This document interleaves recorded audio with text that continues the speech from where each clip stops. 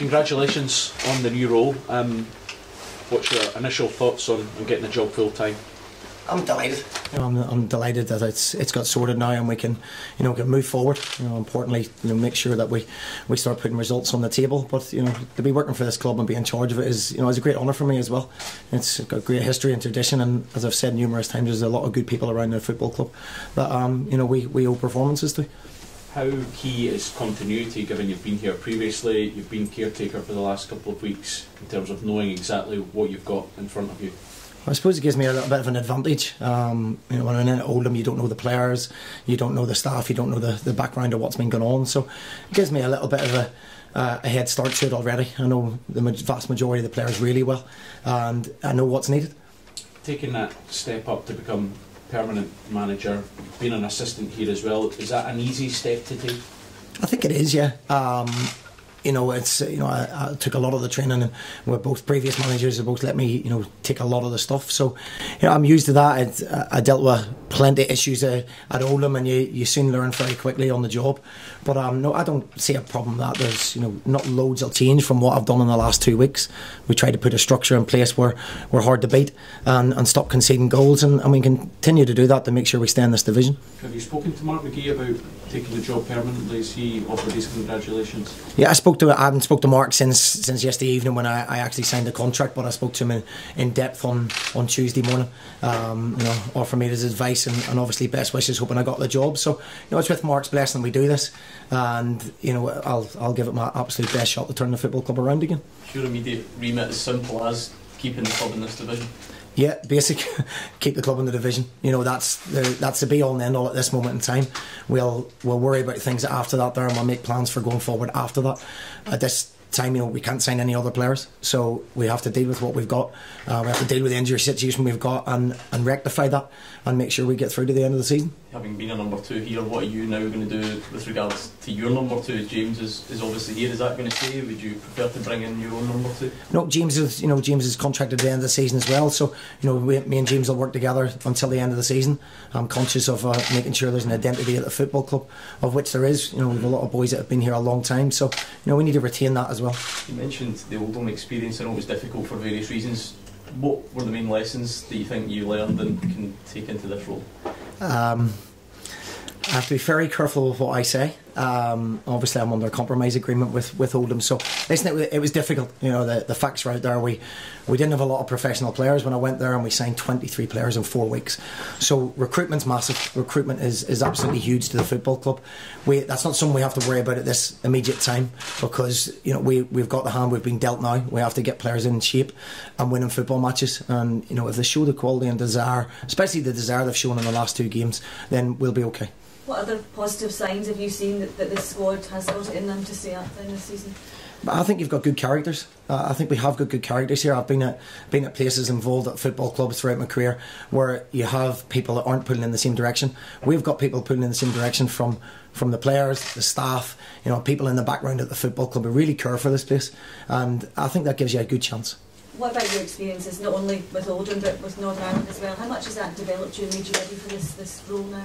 Most definitely, Michael O'Neill, I'm amazed that he hasn't got a top job in England, because he's one of the best managers I've worked with, and the things you can take from people like that, and Mark, Sean O'Driscoll, people that I've worked with, I think you can only learn from that experience. But going to the Euros and getting to the last 16 and working with the type of players like Johnny Evans, Gareth Macaulay and Craig Cathcart, people, Premier League players, top footballers.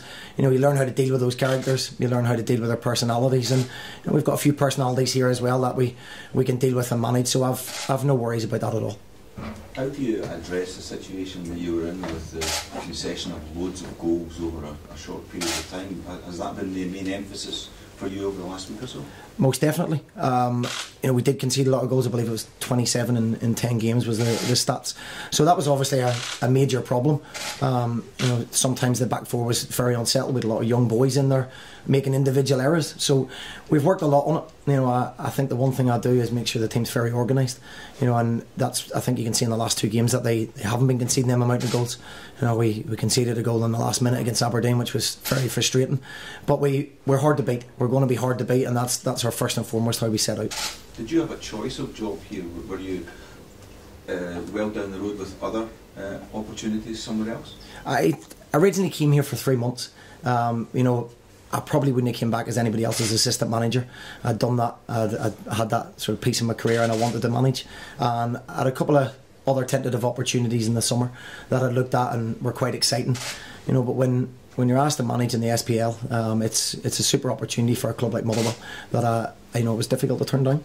Stephen, you said you had an in-depth chat with Mark McGee on Tuesday. Was it important to you to get his blessing? I know you already had that to go into the caretaker role as well. But. Yeah, I mean, I had that already. You know, there was never any issue with that there. I wouldn't have been here without... Mark brought me here, so I wouldn't have been here without Mark's blessing. You know, and I've utmost respect for Mark. And, you know, obviously, listen to his advice. He's had over nearly 1,000 games. So if you don't take advice off people like that, then you're silly, you're losing out. So I had a good chat with him, never a problem at all. You know, but obviously it's important to speak to people and know that you get their blessing to go ahead with things. You said obviously you've taken the training a lot under the two managers you worked under. Do you expect to be that hands-on now that you're manager? Do you have to take maybe a step back to do other things as well, or do you want to be that kind of training ground manager? I think you do what you're good at. I think I'm good on the pitch. You know, I look at David Moyes, and Moyes does everything.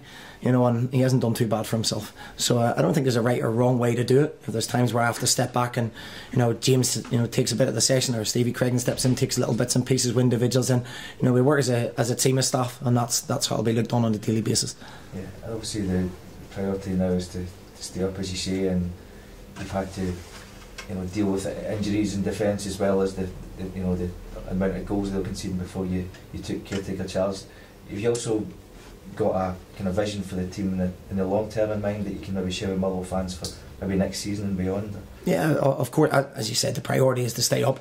You know, get our injury situation sorted out in the next 2 weeks. If we can use the international break for a little bit of rest, that's a situation I've inherited with the injuries, and can't really do a lot about that at this moment in time. So we'll deal with it the best we can. But moving forward with the football club, we've already sat down with the chief scout Martin Foyle and with the analyst, and we've got lots of ideas and lots of players. I think it's very important a club like Motherwell has got forward planning in place. You know, if we get in a race with somebody for a player, we probably can't compete financially. So we have to do our due diligence early, and that's what we're doing now. You know, I've obviously know the English market very well.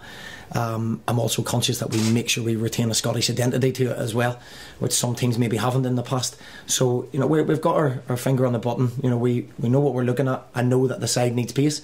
We have to add an injection of pace and strength into the side, and that'll be something we're very much looking to do once we get the situation sorted out and stand up. Is that an important thing as well for the club to have that long term? You need to plan for next season as well as just making sure you stay up. Yeah, I don't think we're a Chelsea, a Rangers or a Celtic where we can come in and go right bang and everything's scrapped.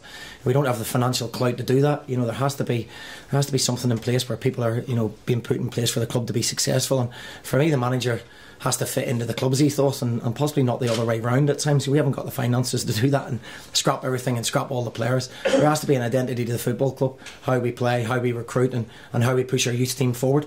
That's an identity I think we need to create. Just on the injury situation, I think likes of Scott McDonald, Stephen Hamill, Zach Jules, are they going to train today? Or they're going to walk through stuff today. Zach hasn't trained again all week. He's got a problem with his knee that just requires the international break to get a little bit of rest with it. Scotty's the same, just need a little bit of rest on it. So we'll look at both of those again tomorrow. Obviously Ben Hennigan's suspended, you know, and Stephen Hamill we're waiting on a last minute decision for as well. So it's not ideal. But we'll deal with it. And we'll get on with it. And we're hopeful that we'll get them out in the pitch on Saturday. No other injuries apart from obviously Richard Tate, Stephen McManus stay out as well. Yeah, apart from that, yeah, no other worries. Richard Tate obviously be out for a little while now. He's having his operation today. Stephen McManus will probably be out for a little bit longer than him. So not that I'm aware of since I walked in the door this morning that anybody else has got injured. So no. St Johnstone a tough test as well. I take it, given their position, they seem very comfortable in the top six. What do you expect? I expect a tough game, a very tough game. Tommy's got them well organised. You know, he's worked wonders with St Johnstone, and you know, kept them in the top half of the table every season. He's done fantastic. And so it's going to be a tough game. I don't think there'll be any surprises with how they play. They're a threat up front, and you know, they're well organised. They've got points on the board, and they're sitting, I think, a point off fourth. So it's going to be a tough game. But you know, first and foremost, we must match that energy and desire that St Johnstone will come and show, and then show that we have that added quality, which maybe perhaps at times we've lacked in the last 2 games. Just your position in the table, when you look back and you're 4 points off bottom, do you look at it in that sort of way, or do you keep trying to look forward? I think first and foremost you have to make sure you're safe. You know, so you do look behind you, of course. When I took over the temporary position, we were second bottom, so we're third from bottom now, and obviously we're not too far off the top 6, but I think initially we just have to get results and performances on the board, gets everybody back together again, and gets the crowd right behind everybody again. That's the first and foremost for me. Great challenge when you consider you've just rhymed off all those injuries at an important time, just as you step into the job permanently. Football's always a challenge. I can assure you nothing I incur here I can deal with after what I dealt with previously.